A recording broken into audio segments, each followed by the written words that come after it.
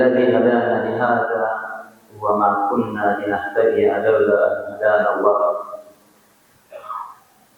وأشهد أن لا إله إلا الله وحده لا شريك له شهادة عبد معترف بربوبيته ومقر بوحدانيته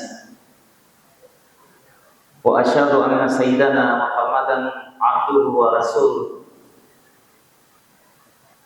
أرسل الله لأهل الأرض والسماوات بشيرا ونذيرا وداعيا إلى الله بإذنه وسراجا منيرا. اللهم صل وسلم وبارك وكرم وعظم وشرف على هذا النبي الأمين وعلى آله وأصحابه ومن تبعهم بهداه إلى يوم القيامة. أما بعد فيا عباد الله أوصيكم ونفسي بتقوى الله. أيها المسلمون الكرام، خطبتنا اليوم تحت عنوان نحب 8 أمور ونكره 2 ولا نحبهما. Watukufu Waislamu, baada ya kumhimidi Allah subhanahu wa ta'ala na kumtakia ziada za rehema na amani kipenzi wa umma ambaye kupitia kwake yeye kuna taraji ombezi lake siku ya Kiyama, siku ambayo ni nzito. Yauma tarawunaha tadhharu kullu mudhi'atin amma ardhat wa tadha kullu dhati hamlin hamlaha. Hii ni sura na picha ambayo ya siku ya uzito wa siku ya Kiyama, na ambapo ndio tunataraji shifaa yake mtume wetu Muhammad. Watukufu Waislamu, maelezo yetu ya siku hii ya leo itakuwa yamebebwa na anwani tunapenda mambo 8 na 2 tunayachukia na hatuyapendi kabisa. Katika ulimwengu huu tunaoishi na mazingira ambayo tunaokwenda nayo, tumewekewa mwongozo na Allah subhanahu wa ta'ala, na mwongozo huu akaufafanua vizuri zaidi mtume wetu Muhammad. Sababu Qur'ani imekuja ni mujmal na mtume Muhammad alikuwa ni mufassal. Qur'ani imekuja ni jumla. Naweza kutandanya Qur'ani sema as-sariqu was-sariqa faqta'u aydiyahuma, mwizi mwanaume na mwizi mwanamke wizi wao ukibainika, hukumu yao wakate mkono. Na ukiangalia mkono unaanzia wapi? Kwenye bega.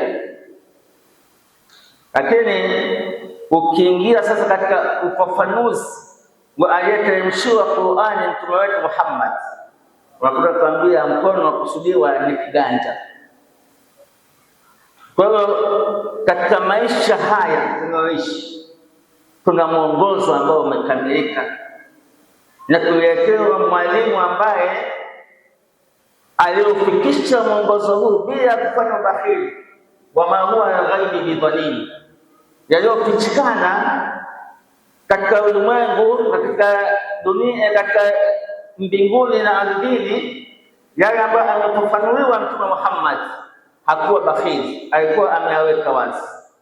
Watukufu Waislamu, Mwenyezi Mungu subhanahu wa ta'ala katika sura al-Hajj, sura 22 aya nambari 11 anaanza kutukumbusha kwa kuambia, baada a'udhu billahi minash shaitani rajim, wa minan nas man ya'budu Allaha ala harfin fa in asabahu khayrun itma'anna bihi wa in asabathu fitnatun inqalaba wajhihi khasira ad-dunya wal akhirah dhalika al-khusran al-mubin.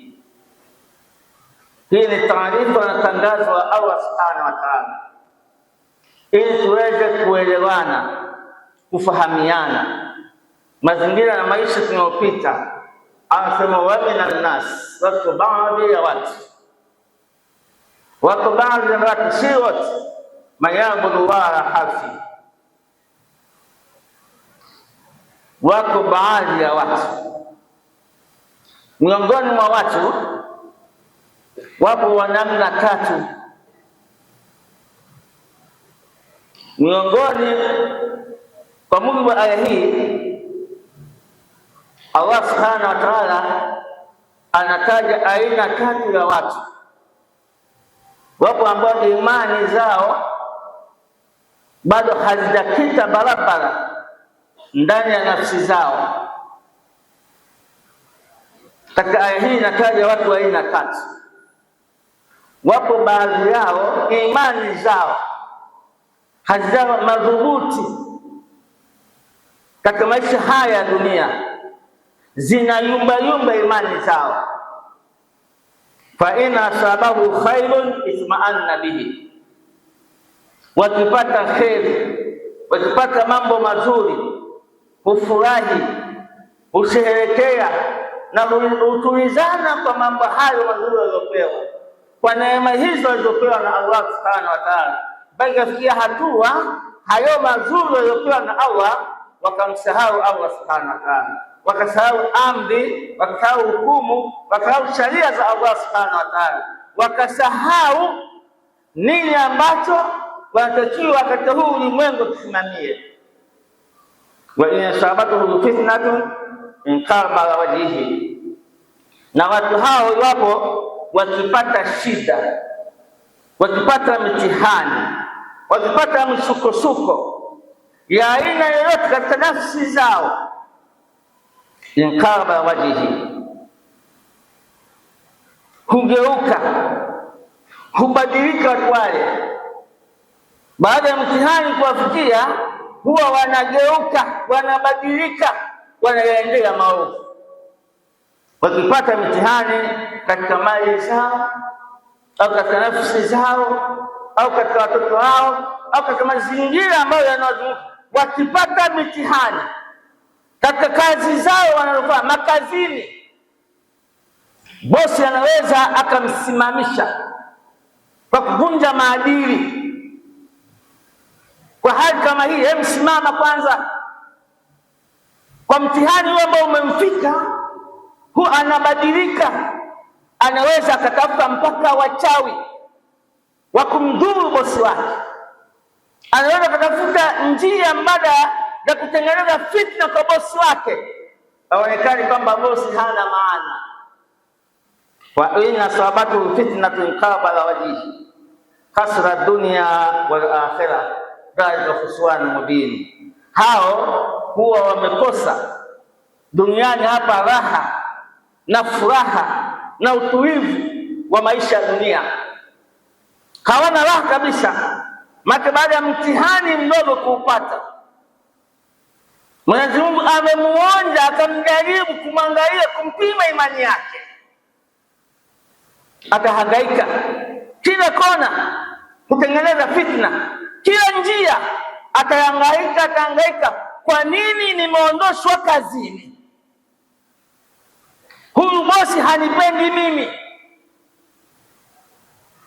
Katika haya hii Mwenyezi Mungu Subhanahu wa Ta'ala anatupa tahadhari, hasara tuliyopata mwanadamu iliyokuwa kubwa, na hasara ambayo ni ya maumivu makali, ni siku ya Kiyama. Ni hasara ambayo iko wazi, wala kufichikana. Watukufu Waislamu, katika mambo hayo manane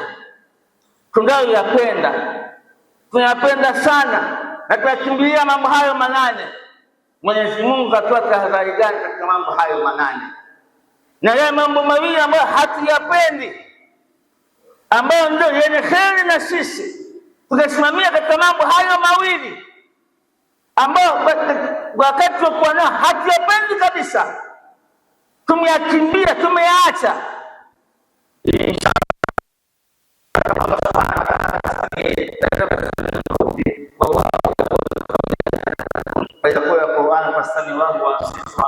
وانصتوا لعلكم ترحمون. هذا من خير عليم فإذا ونستعين بالله رب العالمين والعاقبة للمتقين ولا عدوان إلا على الظالمين وأشهد أن لا إله إلا الله ولي الصالحين وأشهد أن محمدا عبده ورسوله صلى الله عليه وعلى آله وصحبه أجمعين. أما بعد، يقول الله تعالى: قل إن كان آباؤكم وأبناؤكم وإخوانكم وأزواجكم وعشيرتكم وأموال ترثموها وتجارة تخشون كسادها ومساكن ترضونها أحب إليكم من الله ورسوله وجهاد في سبيله فتربصوا حتى يأتي الله بأمره والله لا يهدي القوم الفاسقين. Katika aya hii imekusanya mambo manane tunayopenda sana, na ikatueleza yale mambo mawili tunayoyachukia sana. Anaambiwa mtume wetu Muhammad sasa atuambie, waambie hawa wafuasi wako, in kana abaukum, ikiwa hao baba zenu waliowazaeni wakakuleeni akusimamieni katika maisha, akupeni elimu mambo mbalimbali, wakataabika usiku na mchana ili mtoto apate mafanikio katika dunia, waambie in kana abaukum, waambie ikiwa hao baba zenu waliwafanya hayo yote, wa abnaukum, na hao watoto wenu baada ya kuwasimamia wakawa wabunge, wakawa watawala, wakawa na mali, wakawa na nafasi zao duniani, mkawapenda hao wa abnaukum, na watoto wenu,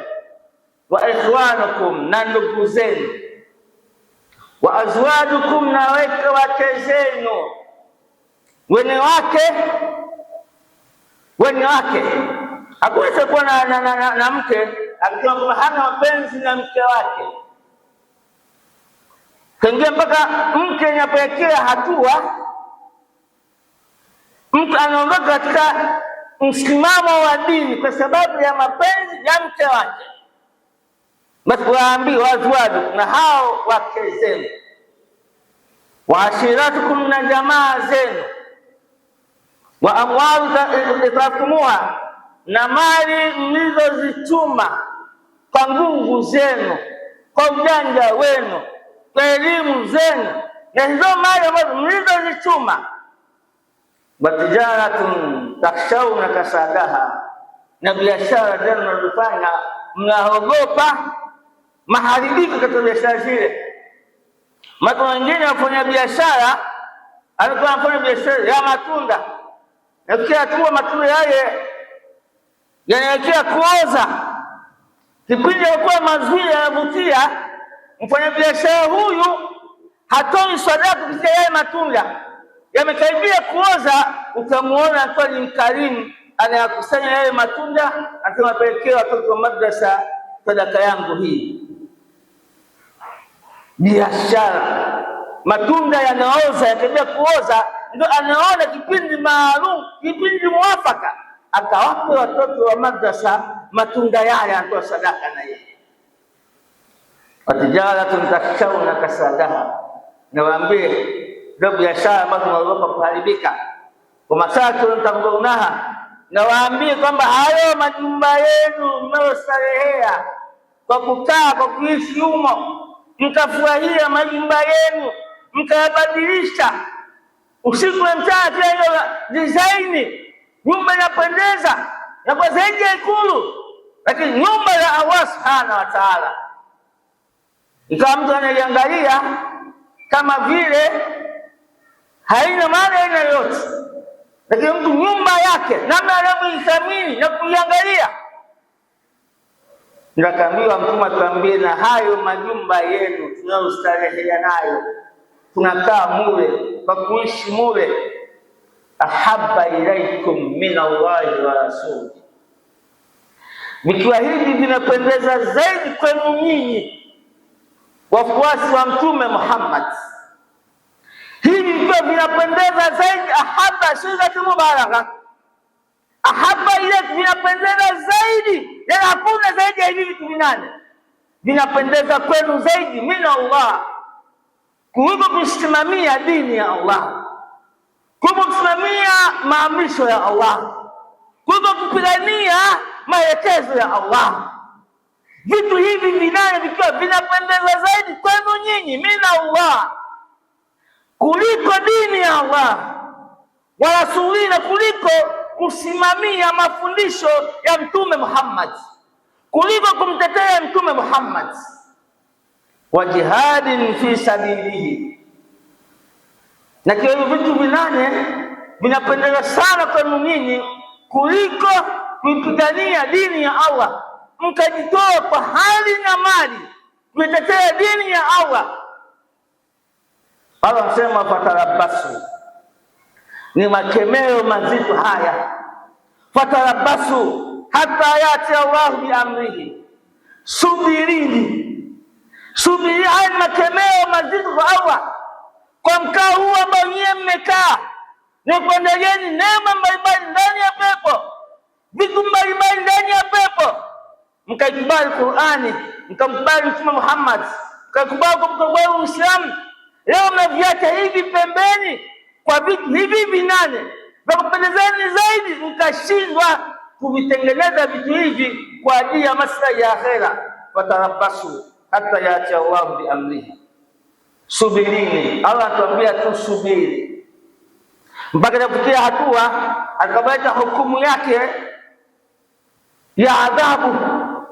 Fatarabasu, hii ni amri na makemeo mazito ya Allah subhanahu wa ta'ala. Kwa hivyo haya mambo manane haya aliyoyataja Allah subhanahu wa ta'ala ni nyenzo kwa sisi ya kuelekea maisha mazuri ya akhera, ni nyenzo kwa sisi, ni nguvu kwa sisi ya kuelekea maisha mazuri ya akhera. Wabtaghi fima ataka Allah dara al-akhirah wala tansa nasibaka min ad-dunya, tafuta katika yale Allah amekupa, amekujalia, akakuwezesha kanavyo. Tafuta makazi mazuri ya akhera, tafuta makazi mazuri ya akhera. Usitengeneze makazi ya dunia yenye kwisha. Almalu walbanun zinatul hayati dunya walbaqiyatu salihatu khairu inda rabbika thawaban wa khairun amala. Allah subhanahu wa ta'ala kuongoza katika njia yake anayoridhia. Allah subhanahu wa ta'ala atujalie. Ndio sababu sisi kusanyika na adhabu ambayo ameandaa siku ya Kiyama. Naomba Allah subhanahu wa ta'ala kufikisha hali ya kuwa na Uislamu kamili. Naomba Allah subhanahu wa ta'ala kufikishe na hali ya kuwa tunatamka la ilaha illallah rasulullah. Naomba Allah subhanahu wa ta'ala ajalie siku ya Kiyama tuwe pembeni ya kipenzi chake mtume wetu Muhammad ndani ya pepo ya Firdaus. Inna Allaha wa malaikatahu yusalluna 'alan nabi ya ayyuhalladhina amanu sallu 'alaihi wa sallimu taslima. Allahumma salli ala Muhammad wa ala ali Muhammad kama sallaita ala Ibrahim wa ala ali Ibrahim wa barik ala Muhammad wa ala ali Muhammad kama barakta ala Ibrahim wa ala Ibrahim fil alamin innaka Hamidum Majid. Allahumma a'izz al-islam wal muslimin wa adhill ash-shirka wal mushrikin. Allahumma rabbana atina fid dunya hasanah wa fil akhirati hasanah wa qina adhaban nar birahmatika ya arhamar rahimin ya arhamar rahimin ya arhamar rahimin. Irhamna wa liwalidina wa kafat umat muslimin walhamdulillahi rabbil alamin. Ibadallah, kwa sana kuendeleza jihada hizi za kuimarisha nyumba ya Allah, na hii nyumba imesimama kwa sababu ya sadaka zetu hizi tunazotoa. Allah anasema fanyeni, Allah ataona na mtume ataona na waumini wataona kazi kubwa ambayo tumeifanya katika nyumba ya Allah subhanahu wa ta'ala. Kwa kazi hii tunamwomba Allah subhanahu wa ta'ala atufikishe haya kuwa ni Muislamu tuliokuwa tumekamilika katika imani zetu. Akini swala. Allahu akbar, Allahu akbar, ashhadu an la ilaha illallah.